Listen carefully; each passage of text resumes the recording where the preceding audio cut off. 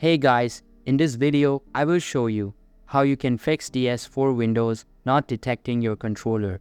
So make sure to watch the video till the very end. And let's begin. First of all, connect your controller using its wire directly to your computer. Then go and see if that fits the problem.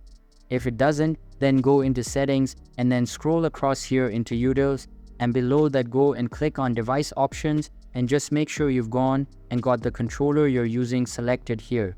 If you have, then close from it, and if you made any changes, come back to controllers and go and see if it can go and detect anything. If it still can't, then what you want to do is go and close off DS4 Windows, and you want to go into your settings. So come to the bottom of your computer and click on the start button and then open up settings. Go to the left and click on Bluetooth and devices.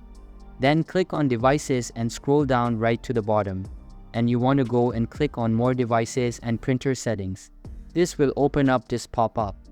If you're using a different version of Windows, you just need to open up your control panel like here.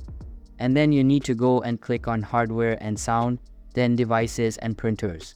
Now, if you're on Windows 11, will take you straight here. And then you scroll down again to the bottom and click on more devices and printer settings. And you're brought here. Once you're here, go and look for the Pro controller. If yours is here, then just wait a moment. But if yours isn't here like mine, then what you want to do is try unplugging it and replugging it in. If yours just appeared, then what you want to do is go and open up the DS4 Windows. And go and see if it's then going and being detected. And then hopefully it will go and find your controller. And then what you can do is go and press start, and hopefully it'll go and start working.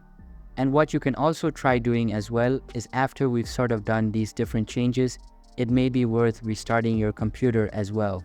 So that's basically how you can fix DS4 Windows not detecting your controller. So that's all for this video. Hope you liked the video. Thanks.